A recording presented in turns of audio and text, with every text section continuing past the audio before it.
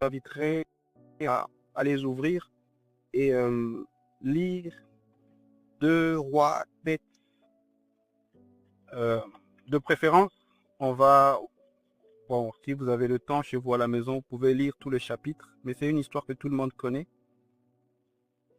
Mais aujourd'hui, nous allons juste nous focaliser sur 2 chapitres, 2 versets, le 8 et le 9. Mais avant, j'aimerais juste vous rappeler que pendant les 2 semaines passées, le frère Peter nous a enseigné sur le Nouveau Testament et la première partie du Nouveau Testament qui était les évangiles. Il a dit qu'il y avait 4 évangiles. Et parmi les 4 évangiles, c'était Matthieu, Marc, Luc et Jean. Et nous avons appris que la particularité de ces évangiles, c'était que c'était des enseignements de Jésus-Christ. Et Matthieu a présenté Jésus comme étant l'homme. Il a même commencé par la généalogie de Jésus-Christ pour montrer qu'il est né des hommes.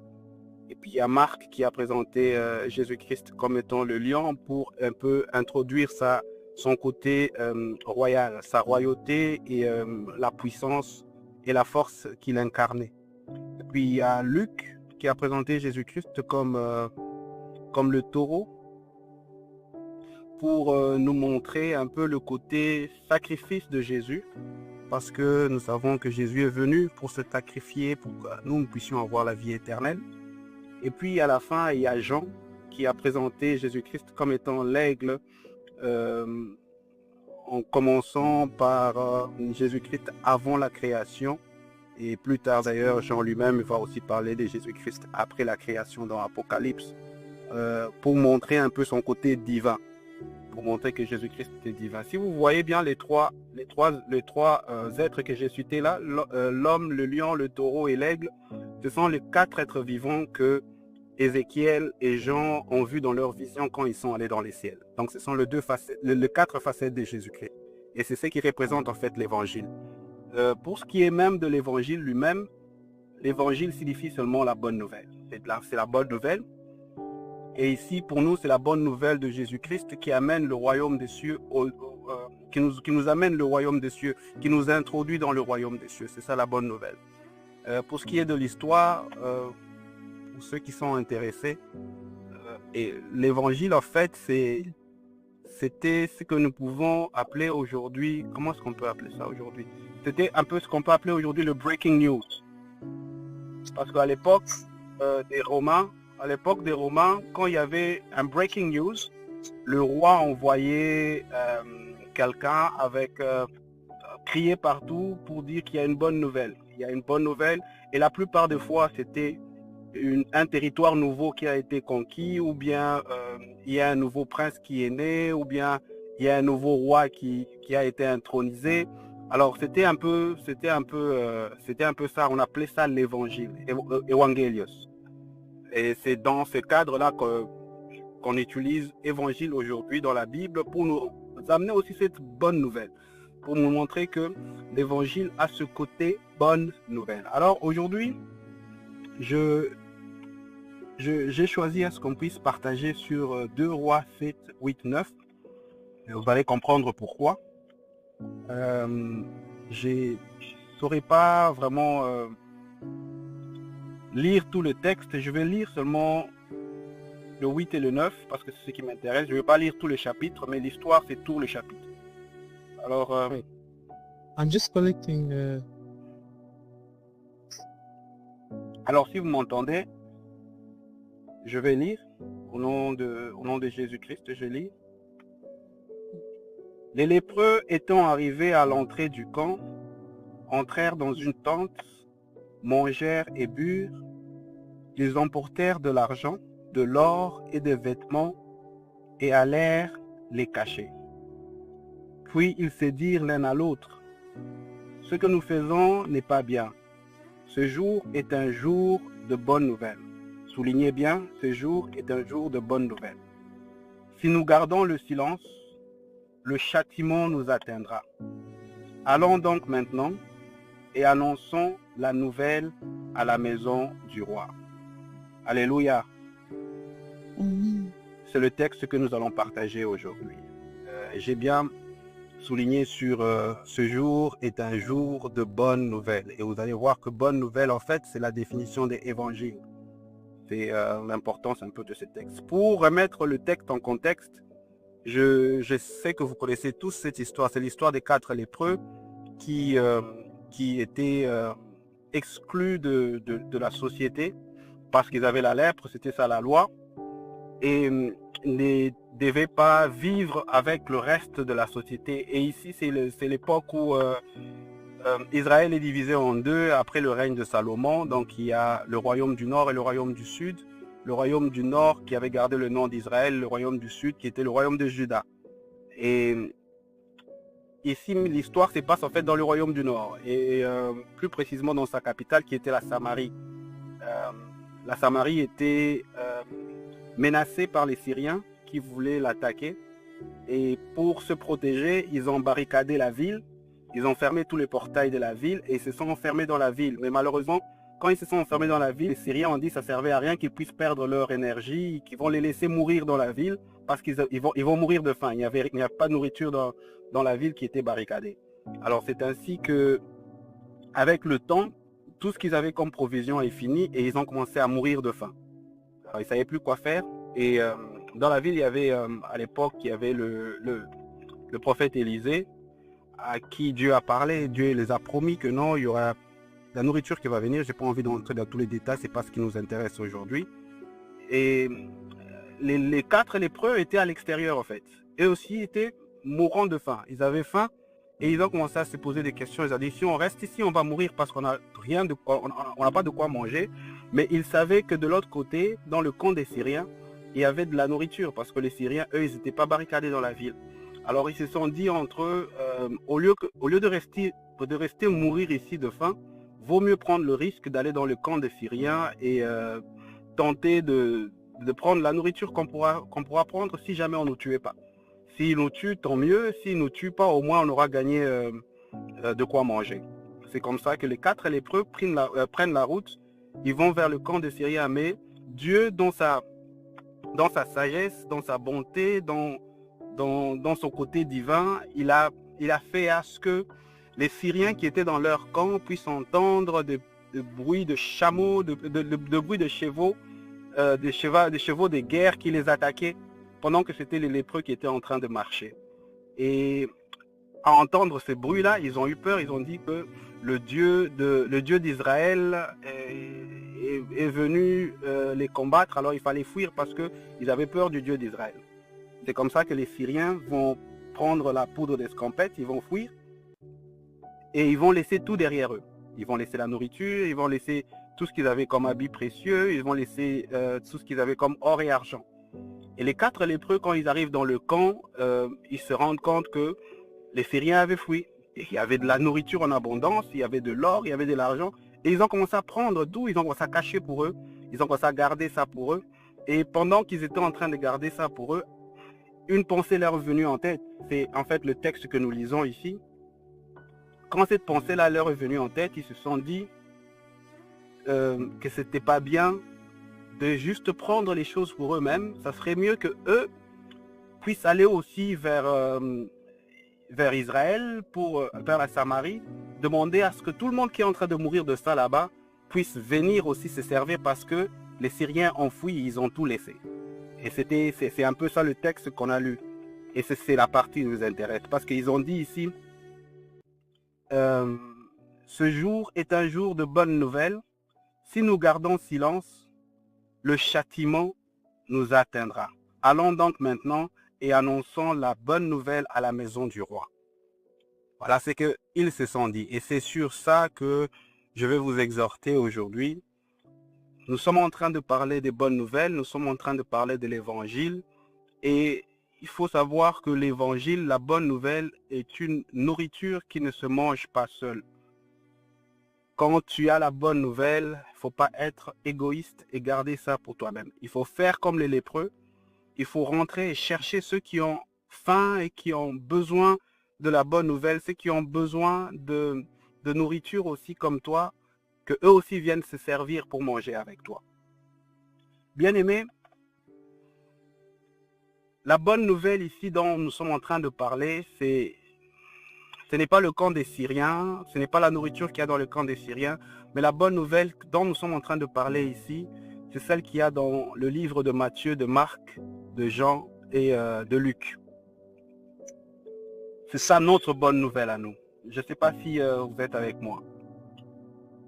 Et avant de continuer, j'aimerais introduire un contexte qui est très important. Je ne sais pas si vous vous êtes déjà posé la question de savoir pourquoi est-ce que Dieu identifie son sphère de gouvernance comme étant un royaume. Quand Dieu introduit son sphère de gouvernance, il ne nous dit pas que c'est un pays de Dieu, il ne nous dit pas que c'est un état de Dieu, il ne nous dit pas que c'est une ville de Dieu, il nous dit que c'est un royaume de Dieu, ou bien le royaume de cieux, si vous voulez.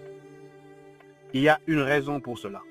La raison pour laquelle Dieu identifie son sphère de gouvernance à un royaume, c'est parce qu'il sait que cette sphère de gouvernance fonctionne comme un royaume. Le royaume, contrairement à un pays, le royaume, contrairement à un État ou à un empire, le royaume a des ambitions d'extension. Quand vous rentrez dans l'histoire, vous étudiez les royaumes, vous allez voir que tous les royaumes avaient des ambitions d'extension. Quand on parle de royaume, on parle d'extension. Le royaume n'est pas statique, il est dynamique. Quand tu as un royaume aujourd'hui qui compte 15 000 km², l'ambition en tant que roi, c'est que ce royaume puisse s'extendre à 16 000, 17 000, 18 000 demain, pour qu'il puisse être plus grand. À part seulement l'extension, il y a aussi cette ambition de conquérir les autres, cette ambition d'étendre son influence plus loin. C'est ça le royaume. Et c'est pourquoi quand Jésus vient, vous allez vous rappeler dans ses enseignements, ses tout premiers enseignements. Les premiers enseignements de Jésus, il parle du royaume des cieux. Et il compare le royaume des cieux dans Matthieu, quelque part dans Matthieu 27, je crois, quand il parle des paraboles. Il compare le royaume des cieux avec un grain de sénévé, ou bien la moutarde. Il dit que le royaume des cieux est comme un grain de moutarde. Il est tout petit quand il est encore grain, mais quand on le met dans la terre, quand il grandit, il devient un arbuste, il devient un grand arbre. Un arbuste, il devient un arbre. Donc quand tu regardes ce qu'il était avant et ce qu'il est devenu après, il n'y a pas comparaison. Donc le royaume des cieux, il est petit au début et il est appelé à être grand dans le futur. C'est la même chose avec notre royaume, le royaume des cieux dans lequel nous sommes, le royaume des cieux là où Jésus-Christ nous a introduits. Il est petit au début, mais il a ses ambitions de devenir grand. Donc on est dans le royaume des cieux avec des ambitions de grandir en termes d'influence. Pourquoi est-ce que je dis ça? Parce que la seule façon pour que nous puissions faire grandir notre royaume des cieux, ici sur terre, parce que le royaume des cieux, il est déjà là. Jésus a amené le royaume des cieux avec lui, il est déjà là. Et la seule façon de faire grandir le royaume des cieux, c'est en annonçant la bonne nouvelle comme les lépreux. Nous devons aller annoncer la bonne nouvelle. Ceux qui ont reçu la bonne nouvelle ont le devoir et l'obligation d'annoncer la bonne nouvelle. Alors dans notre partage d'aujourd'hui, on va se poser 3 questions, bien aimés. La première question, on va essayer de répondre à 3 questions. La première question, c'est celle de savoir qui doit évangéliser, pourquoi évangéliser, et puis la troisième question, ça sera comment évangéliser. Et puis on va aller à une conclusion. Je vais aller vite fait parce qu'on n'a pas beaucoup de temps. En commençant par qui doit évangéliser. Bien aimé, la personne qui doit évangéliser, c'est moi et toi. L'évangélisation est pour tout celui qui a cru en Jésus-Christ comme Seigneur et Sauveur. Comme ces lépreux-là, une fois que tu as découvert la bonne nouvelle, il est important que tu puisses la donner à ceux qui sont restés dans la Samarie. Donc toi qui as découvert, le jour où tu as découvert la bonne nouvelle, il faudrait que toi aussi tu puisses aller la partager avec les autres qui ne l'ont pas encore reçue. Et pourquoi je dis que toi et moi, nous sommes concernés ici? Parce que tout celui qui a l'Esprit Saint en lui a ce mandat-là de proclamer la bonne nouvelle. Tu vas me demander peut-être où est-ce que je tire cela. la réponse est simple.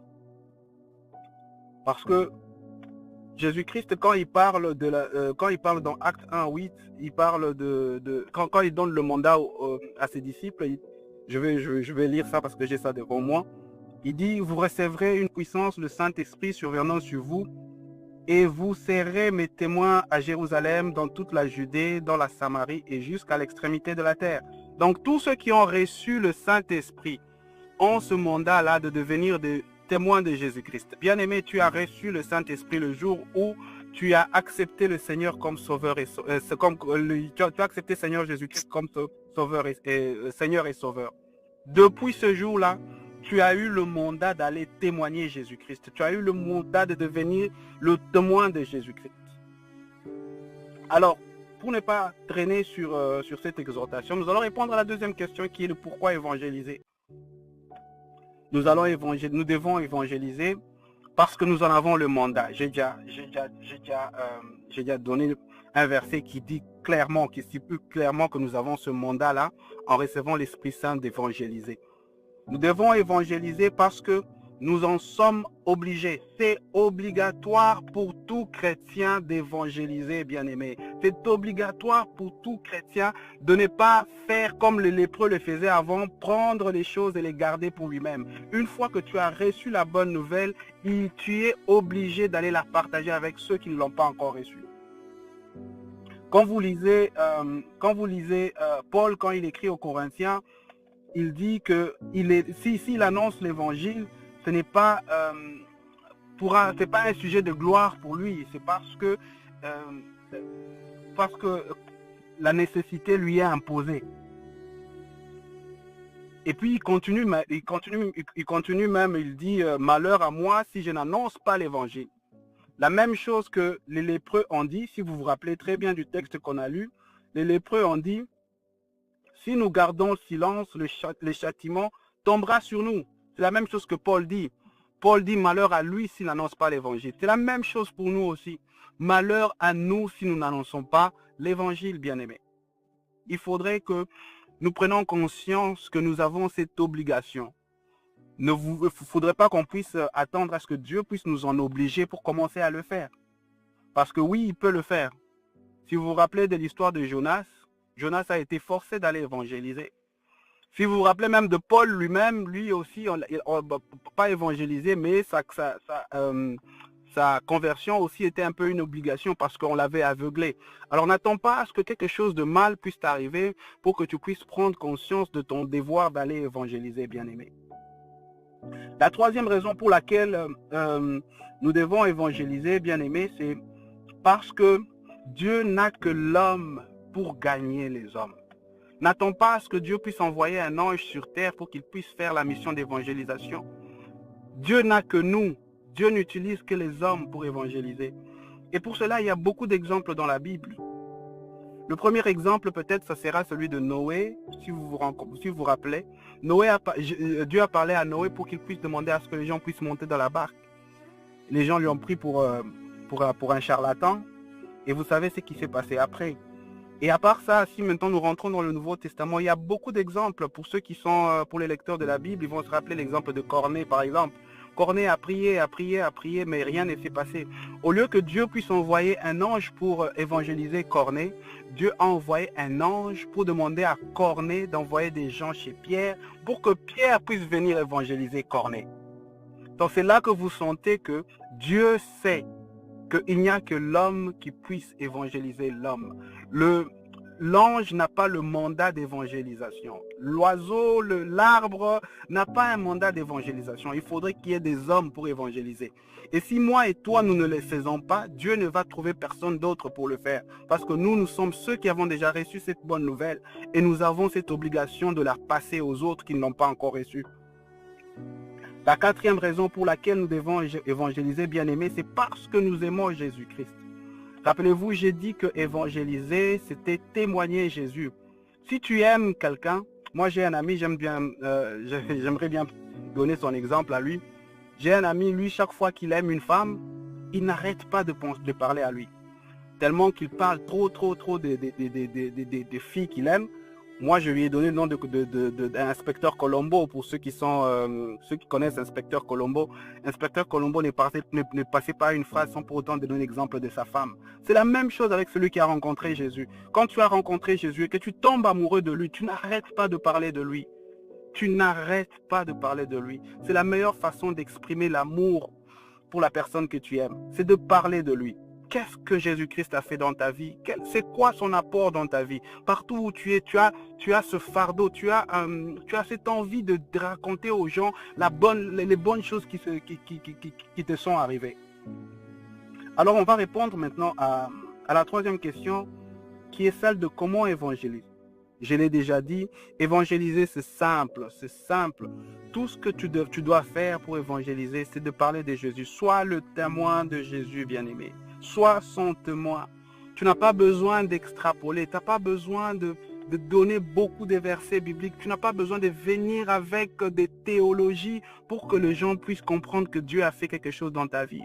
Tout ce que tu as besoin de faire, c'est de parler avec des termes simples de l'expérience que tu as avec ce Jésus-Christ-là. Vas-y, parle de lui. C'est ça la simple et la meilleure façon de témoigner. Juste parle de lui. Tu n'as même pas besoin d'ouvrir la Bible. Tout ça va venir après. Le plus important, c'est que tu puisses parler de ton expérience, que tu puisses témoigner ce qu'il a fait dans ta vie. Parle de toi. Rappelez-vous, j'ai toujours dit que si tu as une relation avec Dieu, tu dois avoir des expériences avec lui. Alors c'est quoi ces expériences? Va en parler. Raconte tes expériences. Et ça va toucher les vies des gens. Ça va ramener des gens de l'obscurité vers la lumière. J'ai un exemple que je peux donner ici. Je connais un jeune, je ne le connais pas physiquement, mais c'est un jeune qui fait un travail extraordinaire dans l'évangélisation aujourd'hui. Il est en France. C'est un jeune qui a des milliers de personnes qui prient avec lui chaque matin. Ce jeune-là, quand il a raconté son témoignage, ça m'a vraiment touché. Il a dit qu'il était en période de dépression. Il ne connaissait pas Dieu, il ne connaissait pas la parole de Dieu, il ne connaissait absolument rien. Il était en train de traverser des moments difficiles, il vivait en France. Et il a eu des moments de dépression. Il a décidé de partir, aller faire un tour en Hollande. Je ne sais pas pour ceux qui sont déjà arrivés en Hollande ou pour ceux qui connaissent, il y a un endroit en Hollande qu'on appelle le Red Light District. C'est un endroit, c'est des avenues où il y a des prostituées, où les gens viennent, ils paient de l'argent pour passer un temps avec des prostituées. Il a dit, ok, laisse-moi aller me défouler, je vais aller en Hollande, je vais fumer du chanvre, je vais passer du temps avec des prostituées. Et pendant qu'il est arrivé au Red Light District, il a rencontré quelqu'un sur la route et la personne ne le connaissait pas. Et juste, tu vois, vous vous rencontrez, les yeux se rencontrent, un bonjour. Le monsieur lui a dit bonjour et puis le monsieur après lui a dit, Jésus t'aime. Ce Jésus t'aime-là a bouleversé toute sa vie. Ça a changé la vie de ce garçon-là. Le garçon-là a arrêté tout ce qu'il voulait faire. Il a commencé à se questionner sur Jésus t'aime. Qu'est-ce que ça veut dire? Et c'est comme ça qu'il a ouvert la Bible, il a commencé à lire la Bible. Et depuis ce jour-là, sa vie a changé. Bien aimé, pourquoi je donne cet exemple? C'est juste pour vous dire, vous ne savez pas qu'est-ce qui peut changer la vie de quelqu'un. Ce monsieur qui lui a dit Jésus t'aime, aujourd'hui ne sait même pas peut-être qu'il avait dit Jésus t'aime, mais il a eu l'opportunité de lui dire Jésus t'aime parce que Dieu a besoin des hommes pour évangéliser les hommes. Et Dieu va mettre le pouvoir et la puissance de son amour dans le petite phrase, le petit témoignage que tu vas raconter à quelqu'un pour que le cœur de cette personne puisse être touché et que pour que cette personne puisse donner sa vie à Jésus-Christ. Ce n'est pas à toi de faire le travail. Rappelez-vous de ce que Paul dit. Paul dit que lui, il a sémé, Apollos a arrosé et c'est Dieu qui fait grandir. C'est la même chose. Tu ne sais pas quel est ton rôle. Peut-être que toi, tu as ce rôle-là de s'aimer, comme Paul, et quelqu'un d'autre aura le rôle d'arroser. Et Dieu, il faut laisser le reste à Dieu pour que Dieu puisse faire croître cette sémence qui sera posée dans le cœur de cette personne. Alors, bien aimé, mon exhortation aujourd'hui, c'est juste de t'inviter à ne pas négliger toute opportunité que tu as pour parler de Jésus, de ce qu'il a fait dans ta vie. Quand tu as l'occasion, là où tu es, partout où tu es, parle de Jésus. Sois comme ces lépreux là. Ne prends pas tout ce que tu as trouvé pour toi-même. Va dire aux autres qu'il y a une bonne nouvelle quelque part, il y a de l'évangile quelque part, que eux aussi viennent se servir. C'est ça un peu mon exhortation d'aujourd'hui. Si je voudrais donner un autre exemple ici, c'est que l'évangélisation de foi, nous croyons que ce sont des choses extraordinaires, il faut aller étudier la Bible, il faut être connaisseur de la Bible. Non, juste ton expérience avec Dieu est suffisant pour gagner les âmes, bien-aimés. Ton expérience avec Jésus-Christ est suffisant pour gagner les âmes. Tout ce que tu dois faire, c'est d'en parler et laisse Dieu faire le reste. Si vous vous rappelez de l'histoire du fou de Gadara avec Jésus, quand Jésus l'a guéri, le fou a voulu suivre Jésus. Et Jésus lui dit, non, ne me suis pas, va dans ta famille, va leur parler de ce que j'ai fait pour toi. Et la Bible nous raconte que ce monsieur-là, il est parti, et ce sont des villes et des villes qui ont été évangélisées à partir de juste l'expérience que lui a eue avec Jésus-Christ. Bien-aimé, toi, combien d'expériences tu as avec Jésus? Tu en as parlé à qui? Tu en as partagé avec qui? Tu as invité combien de personnes pour partager cette expérience avec toi? Est-ce que tu t'es déjà posé cette question? Regardez la femme samaritaine. Quand elle rencontre Jésus-Christ et que Jésus-Christ lui parle de sa vie, elle court, elle rentre dans la Samarie, elle va dire à tout le monde qu'elle a rencontré le Seigneur, il lui a tout dit sur elle. Et la Bible nous dit que quand Jésus voulait arriver en Samarie, parce que la Samaritaine avait parlé de lui, tout le monde avait reçu l'évangile qui est la bonne nouvelle. Alors toi, le jour que tu as rencontré Jésus, tu es allé parler de lui à qui? Chaque fois que tu les rencontres dans ta vie au quotidien, tu parles de ces rencontres à qui? Aujourd'hui, c'était juste pour vous rappeler, bien-aimés, vous rappeler que nous avons ce devoir, nous avons cette obligation, nous avons ce mandat avec l'Esprit Saint en nous de parler de Jésus-Christ, de parler de ce qu'il a fait pour nous, de ce qu'il fait dans nos vies pour que des âmes puissent être changées, pour que des hommes puissent être changés, que des âmes puissent être gagnées, pour que le royaume des cieux puisse grandir. Nous avons ce devoir de faire grandir le royaume des cieux qui est le nôtre. Les avantages pour ça, si vous lisez Proverbe 29, 2, nous dit « Quand le juste se multiplie, le peuple est dans la joie. Quand le méchant domine, le peuple gémit. » Plus on fait de disciples de Jésus dans ce monde, plus ce monde est meilleur. Nous avons des enfants qui vont grandir. S'ils grandissent dans un environnement qui est dominé par des gens qui prennent des décisions, qui connaissent la Bible, qui connaissent l'Évangile, qui connaissent les valeurs du royaume des cieux, nos enfants vont grandir dans un environnement meilleur. Mais si nous ne le faisons pas, si nous n'évangélisons pas, c'est que nous laissons à ce que ce monde puisse être dominé par ceux qui ne connaissent pas Jésus-Christ, ceux qui ne connaissent pas les valeurs de notre royaume des cieux. Alors, bien-aimés, mon exhortation aujourd'hui, je le répète encore, est celui de te dire que tu as le devoir, tu as l'obligation, bien-aimé, de parler de Jésus-Christ. C'est Jésus qui a changé ta vie. C'est Jésus qui t'a guéri pendant que tu étais malade. C'est Jésus qui a essuyé tes larmes pendant que tu étais en train de pleurer. Tu as besoin d'aller parler de lui. Tu ne sais pas, peut-être la personne avec qui tu as parlé est en train de faire couler des larmes aussi. La personne à qui tu vas aller raconter l'histoire de Jésus, peut-être que lui aussi il est en train de souffrir quelque part. Juste le fait que tu lui racontes ton expérience va lui donner confiance en Jésus et il va vouloir connaître ce qui c'est Jésus et tu vas gagner l'âme de cette personne. Et tu ne sais pas, peut-être que cette personne va aussi gagner les âmes des milliers et des milliers de personnes. Bien-aimés, c'est vrai que le salut nous donne accès au royaume, nous donne accès au paradis. Mais une chose est certaine, ce que nous faisons sur terre, la façon dont nous gagnons les âmes, c'est ce qui va déterminer la récompense que nous allons trouver au paradis ce jour-là, quand Dieu sera sur son trône de jugement. C'est vrai qu'il ne va pas nous juger pour nous condamner, mais il va nous juger pour nous couronner. Alors prends-en conscience, bien-aimé, prends-en conscience. Si tu veux avoir plus de couronne, si tu veux avoir plus de récompenses, il faut songer à gagner plus de âmes ici sur terre.